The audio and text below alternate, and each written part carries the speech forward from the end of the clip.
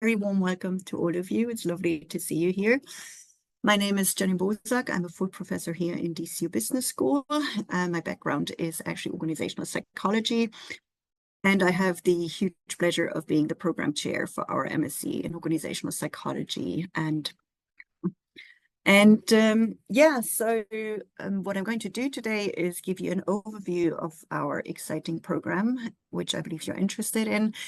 And we'll start off by looking a little bit at the course overview in terms of what the course would look like if you were to sign up for it, what the student's experience would be like.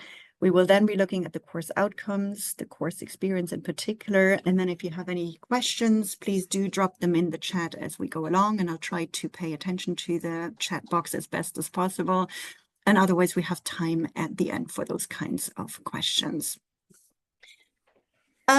So the first question, I guess, is why DCU and why DCU Business School in particular? And you may have heard quite a bit about DCU already. It is a business school here that has been ranked in the top 90 business schools in Europe in the Financial Times ranking 2024. And it is only one of 3 Irish business schools to achieve this ranking. And we are also very proud of the fact that we are the only business school now that is Triple Crown accredited, as well as holding the Business School Charter Award for small businesses. And this is basically, a form of the accreditations are a form and hallmark basically of excellence. And we're very proud to have recently achieved the ACWIS accreditation. We are also very renowned for our strong connections with industry. So this has always been a hallmark of DCU Business School. We have regular industry events that we hold here in DCU Business Schools. There's a lot of executive education happening. And also in terms of our research, it's, state of the art, where we actually collaborate with different types of organizations in the profit as well as non-profit sector, and do really, really interesting and applied research that we feed back into the classroom. The MSc in Organisational Psychology / Behaviour actually is the longest running program of its kind in Ireland. So it has been around for a couple of years. And while we at the beginning only had this program running every 2 years, it's running now every year. So there's really been a strong appetite for the program, and especially the learnings that people take away from this program and apply in the workplace. What I should say up front is also that these programs are accredited by both CIPD as well as PSI, so of the Psychological Society of Ireland. And this is also why we have the label of the MSc in Organisational Psychology, so that it's linked to PSI, as well as Behaviour, which is linked to the accreditation by CIPD. So if anyone were interested in terms of signing up for the program, you would have to, first of all, be aware of this particular distinction. So we have 2 different module codes, so program codes. We have DC 508. So this stands for Organizational Psychology. And if you wanted to sign up for this particular program, you would have to have an undergraduate degree in psychology, or you would have done, for example, a conversion course. The reason being that this program is accredited by the Psychological Society Ireland, and they have this particular requirement in place so that you have on your transcript later on that you are actually an organizational psychologist. However, we also have DC 957, which stands for Organizational Behavior, and you can come in with any type of degree. And basically, both groups are in the same classroom. You have the same class experience, the same lecturers. So the only difference really is in this program code that you have to put in once you do apply. And then, of course, the transcript in the end, as I said, in terms of, the org behavior program, the focus here really is on CIPD when you come out, whereas for the org psychology one, as I said, you'll be coming out as an organizational psychologist, where this is very important from a PSI perspective. But other than that, we really cherish this richness in terms of having basically students from all sorts of backgrounds, different industries, and with different levels of experience coming together and basically sharing their knowledge in our classroom and also outside of the classroom as part of, for example, team assignments, and often then as part of the alumni network that you'll be having as well. In terms of the course itself, so I'm going to give you a flavor of what the course structure looked like, the kind of the courses that you'll be going through. And if you were to join us in your year one, semester one, you'll be having 2 10-credit modules. And the first one is organizational psychology. That's really a foundational module. The idea is really to expose you here to important theories in the area of organizational psychology. So my colleague Isolde Freeney is currently delivering this particular module. And so she would be covering really important topics such as, for example, beginning like what is the nature of work to begin with, right? We spend so many waking hours, at work. Why is work so important to us? It has to do, for example, with identity, sense of belonging. She will be talking about topics such as, for example, employee well-being in the workplace, as well as motivation and job design. In particular, job design has been paid more attention to, especially in recent years as well, in terms of boosting employee engagement levels. So how can we do that? How can we create, for example, a work environment in which people flourish, in which they feel, well, and in which they feel, for example, comfortable, and all of that, for example, contributes to higher levels of job satisfaction, organizational commitment, and employee engagement, which then again can translate, for example, into productivity. And she also looks at decision making, for example, the future of work. And of course, there's a lot happening as well around, for example, hybrid modes of working and so on. So you'll be getting really good exposure to these topics as well as respective theories in this regard. A slightly different module is the strategy module, strategy, organization, innovation.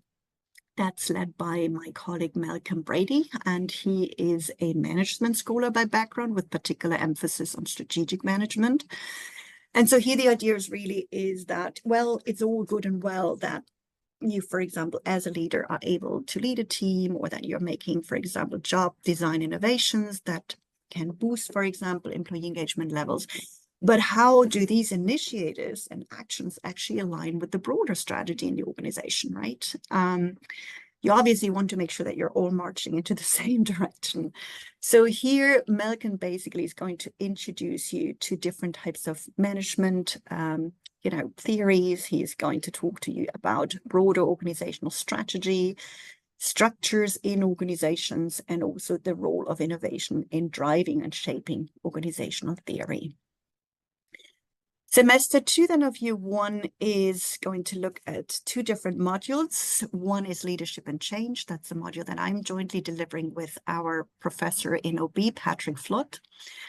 And the two of us, if you were part of this particular program, would expose you to, first of all, a number of different leadership theories, and there's many out there. You'd be learning about the kind of leadership theories that are traditional leadership theories, contemporary leadership theories, also in particular, for example, more leadership styles that have come more to the forefront. You'll be learning about the effectiveness of those. We will be challenging in terms of your self-awareness around what kind of leadership style do you embrace? How's that working out for you? And then we will be also looking at the question of, for example, change. So more broader in terms of organizations. How do you, for example, navigate power structures in an organization? How do you navigate change? How do you lead change? And how can you lead change effectively? And how to deal, for example, with employee resistance during change. And you can see how these topics nicely feed into each other. And what we have you do is like really do an applied assignment at the end, where you have to look at a critical incident that you have encountered, for example, as a leader or in your organization more broadly, and how, having learned about these theories, you can reflect on the critical incident and then basically think about ways of doing things differently. Or, for example, thinking about what kind of action steps you could still put, for example, into place. Then we have another module, which is research methods, which is already sort of a starting point to prepare you for your dissertation piece that's going to come in your year 2. And the idea here is that you're going to be exposed to different types of research methodologies, qualitative, quantitative. You'll be learning about research design more broadly. And the idea is really for you to think about, okay, if I were to do my dissertation piece, what would I want to do? Do I want to carry out semi-structured interviews? Would I like to run, for example, a survey in an organization? There are different types of opportunities, and it's down to you then to decide what you think is most beneficial. In terms of our year two has 3 different modules at the semester 1 level. Here we have learning and development, which is a module that is being led by my colleague Clay Gubbins, which is really interesting. We have trust and relationships. My colleague Lisa van der Werf is teaching that. And she's also the president of FIND, which is a network, an international network of leading scholars in the field of trust. I should say that any of my colleagues, they're all brilliant and they're doing really exciting research in these areas that we are teaching on. And this is really ongoing research, as I said, with organizations where we really feed back our findings into the classroom and see how they resonate with you. And it also leads to really interesting class discussions there with people saying, okay, yeah, I can see how this works in my sector, with someone else maybe saying, well, does it really work? I'm not sure. And that's where you have very enriching conversations, like building up on what we call evidence-based management, actual theories, actual research evidence, that you'll be bringing them back into your own workplaces. So that's trust and relationships. So as I said, you'll be, looking here at topics such as, for example, building trust, for example, in your work teams, how to manage teams effectively, and so on. We then have a module that focuses on selection and assessment so that you really get a good understanding of how that works. I should also mention already that we have a psychometrics piece as well. So here the idea is that the Psychological Society of Ireland requires us to support students in their psychometric certification. And this is the first stepping stone there, which is called the test usability training, right? Where you become recognized as a psychometrics practitioner. So it's the first step towards that. And these two, the module on selection, assessment, and psychometrics, sort of feed into each other, if that makes sense. So that's a really interesting module, especially for those who maybe work in the area of recruitment, for example, or L&D, or, anywhere in terms of where it's important, or even counseling, where it's important to understand what these tests are actually about, how to best, for example, debrief a client in terms of the findings with regards to the test, and so on.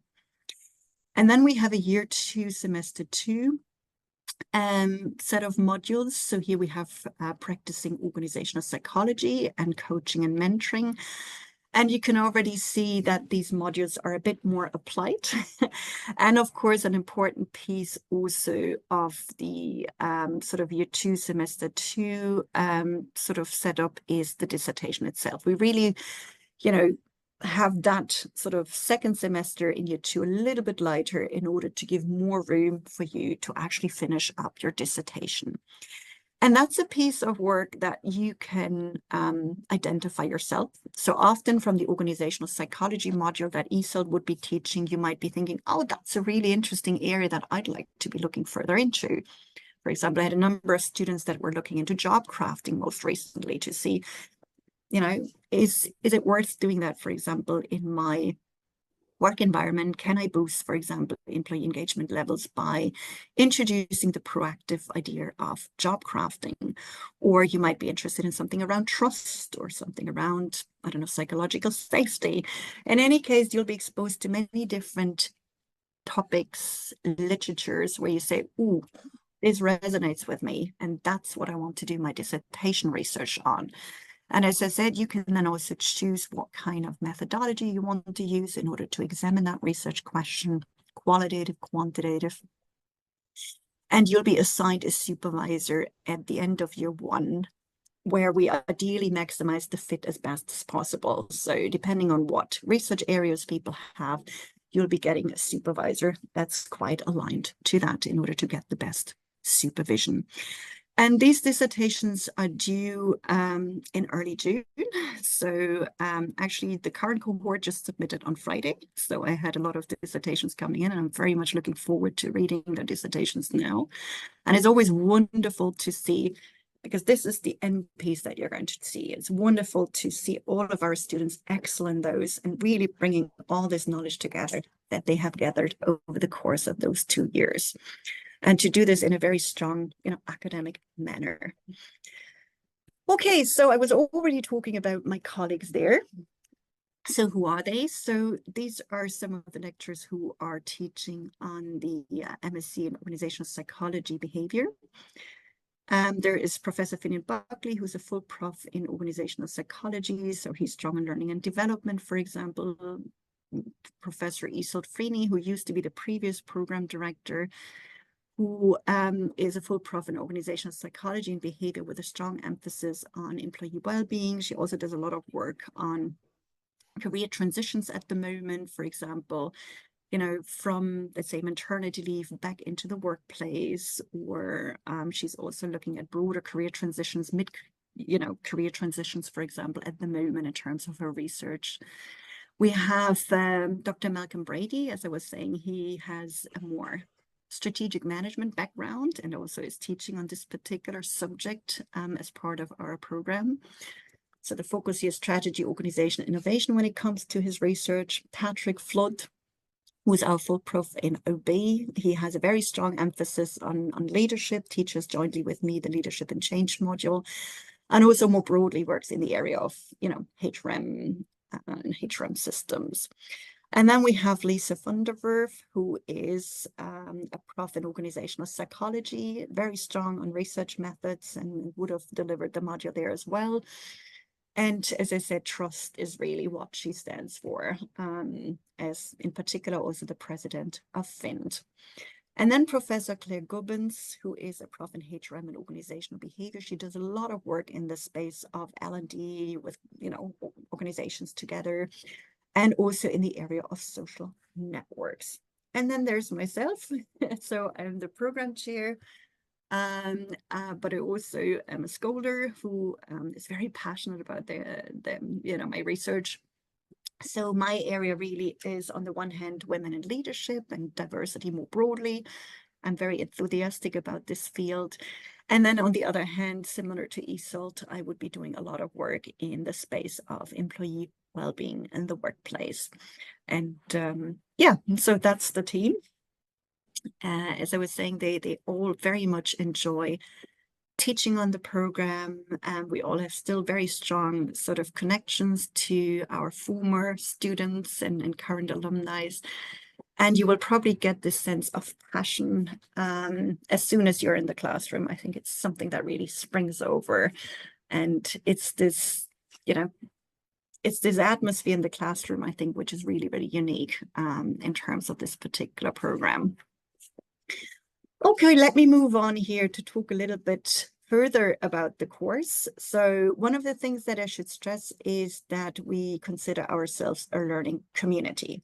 So it's not just me delivering what I know, it's also me learning from you and all of us learning from each other, okay? That's the idea. All of us bring a different background, a different knowledge base, different perspectives and ideas and viewpoints to the classroom. And it's about really leveraging that sense of knowledge and diversity that's in the classroom. So it's important for us, and I'm stressing this, that you do come to class. So while during COVID, we had some obviously online teaching, the idea is we are back in the classroom. And that's very important for us because we actually had 2 cohorts, one that started online and one that started in person, but had their second year online. And what we found is that it makes such a difference to actually be in the classroom. I think it is important, while you can deliver knowledge online, and we do have an online platform to support us, and I'll come to that later on, it is important to be in the classroom for the networking, for certain types of exercises that we do, and in-class discussions. So come to class, use your voice, share your experiences, listen and support your team. That's what we're asking of you. And I think that's what's going to give you this unique and enriching experience in the classroom. Then read, and read some more. So yes, this is a university course, and as a result of that, we want you to engage with the most recent literature. We want you to read articles, and you will probably see, if you haven't been to the university in a while, that these articles are written in a very particular manner, and they can be sometimes a little bit hard to read in the beginning, but you'll get there very quickly. So there's no core text. It's not like there's this book, you read this and you're done. No, as I said, we're talking state-of-the-art research, and that really means research articles. Of course, we will also use Harvard Business School cases and so on for some lighter reading, and in particular sort of case study discussions.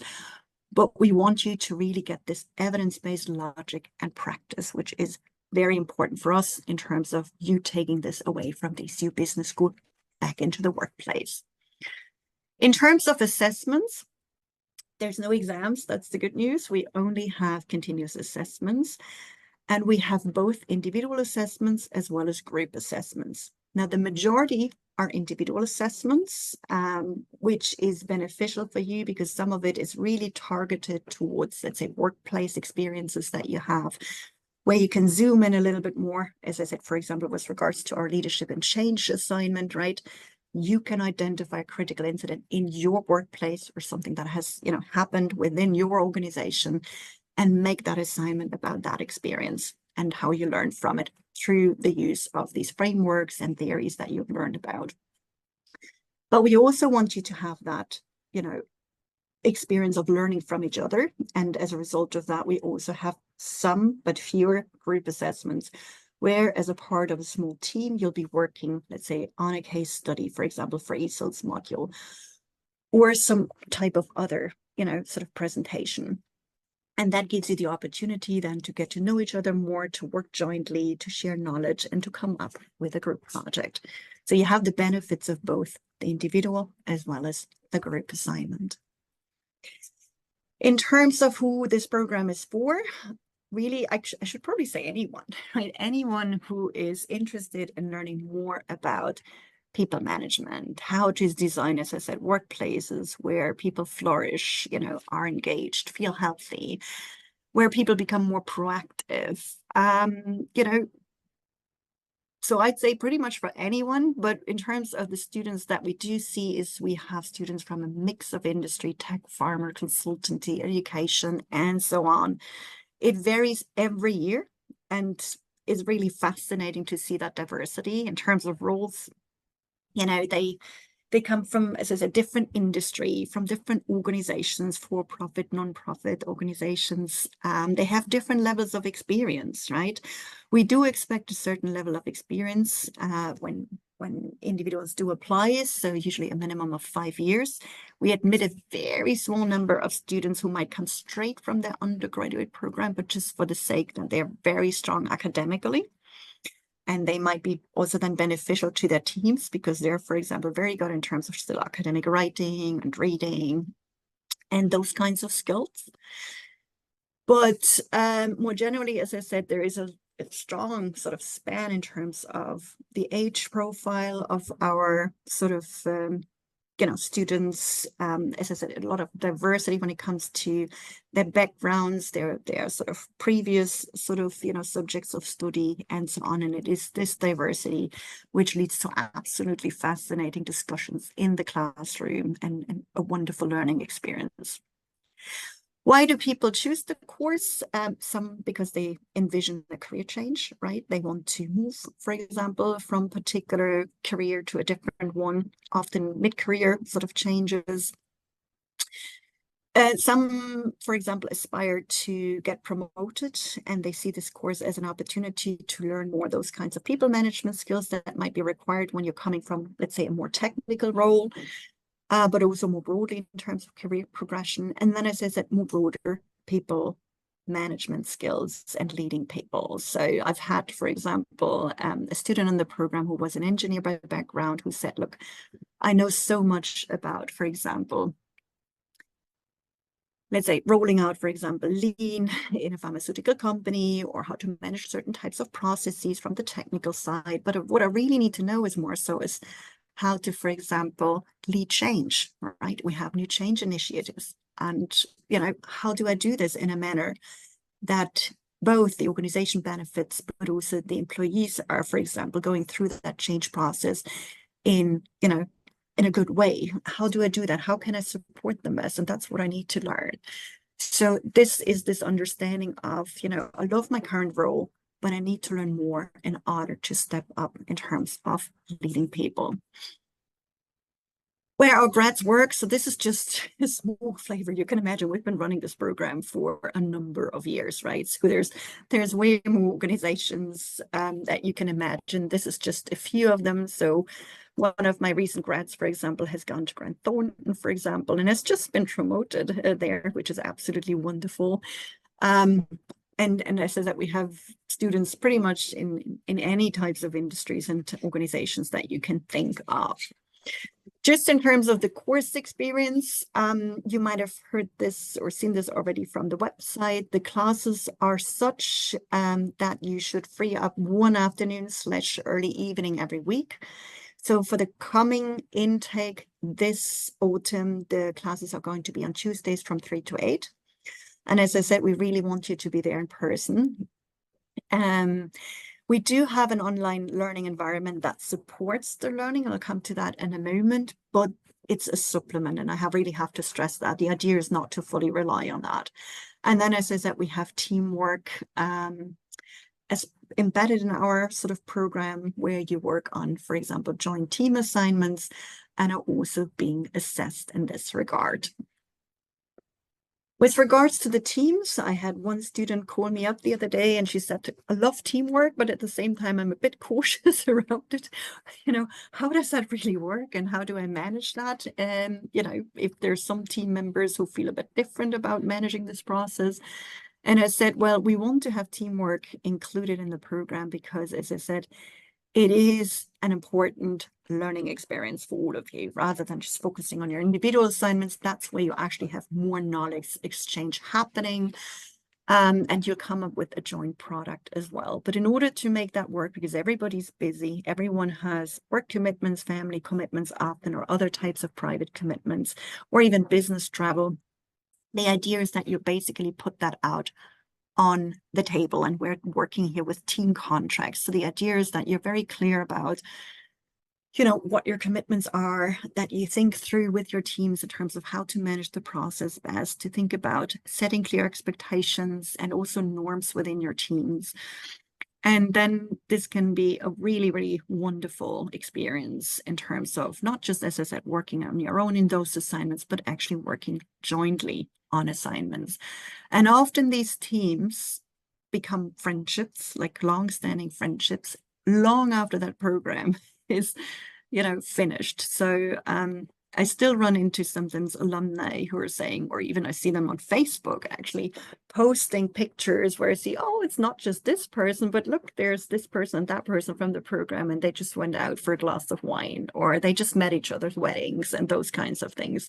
And that's a wonderful, I think, takeaway from this particular program, these kinds of networks, professional networks, but often also then personal and friendship networks that last very long. Virtual reality. So in addition to Loop, I'm coming to that in a moment, which is sort of our, supporting platform. We also have a virtual reality lab, which is absolutely fascinating. Just to say that is available as well, where you can, for example, practice a presentation and get yourself recorded in terms of eye tracking and so on, and then you'll get some feedback. There's also some team sort of exercises that you can do, like, for example, diffuse a bomb together. I think our MSc in emergency management group was in there recently and had to work on something like that together. So just to flag that is available as well. However, for the main purpose of this particular program, we will be building on a tool called Loop. This is just to give you an idea of what it looks like. So this is pulled from my Loop page. So every lecturer has an individual Loop page. where basically anything related to your module is made available. So on my Loop page, for example, along with Patrick's, you would find information about the assessments. For example, if you go in there, I'll come to that in a moment, you would see a little video of Patrick explaining the assignments. You would see the submission link, additional information that you need, and so on. And then for each basically class, you have a separate tile. And it's like a book. In our case, you can click into it and you click through the book and you'll get specific information. I'll come to that in a moment. So in our case, for example, the structure, just to give you a flavor of what such a module and the Loop page might look like. In our case, the structure is such that you would normally watch a short introductory video on Loop for every class. It indicates some mandatory reading, so you really need to read those in order to be prepared for class discussions or a case study discussion. You have some work to do in advance of every class. So, for example, a discussion post, or you might have to do a little self-assessment. For example, I have an implicit association test that I have everybody do, so you can learn about your unconscious biases, and you actually get proper feedback on it in terms of, do I have a moderate bias or strong bias or a very weak bias? What does that mean in context of society more broadly? Anyway, you'll engage with those in advance of class, and then the class itself, while it embodies a little bit of a presentation, we try to make it as interactive as possible so that you learn from each other and we can share our experiences, or, as I said, case study discussions and so on. And there's a learning log in the end, which is voluntary, but it's like you can reflect on what have I taken away from this particular course. Reading, as I said, you have weekly readings, but it gets easier every week. And then the assessments. So in our case, for example, 5% goes to posting on a particular discussion topic. For example, how can I avoid as a leader, that my employees do burn out? Like, what kind of interventions can I put into the workplace? And then people comment on that. That's just an example. And then in our case, also the critical incident paper that I was referring to earlier on. So this is just an example to give you a flavor. So one of my sessions is on leadership and well-being, for example. There are 2 must-read papers here. You can see quite recent on the job demands resources model. Some of you may have come across it already. It's very popular by practitioners as well as scholars.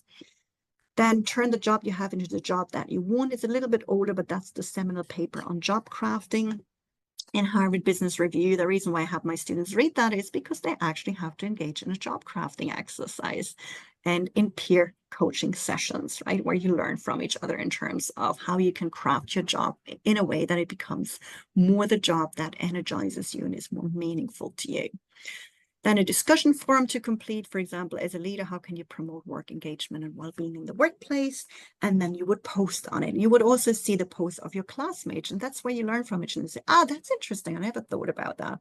I could actually try that in my workplace, right? Absolutely fascinating. And then we always have additional readings for those who can't get enough, right? Some people just strive and they love the readings.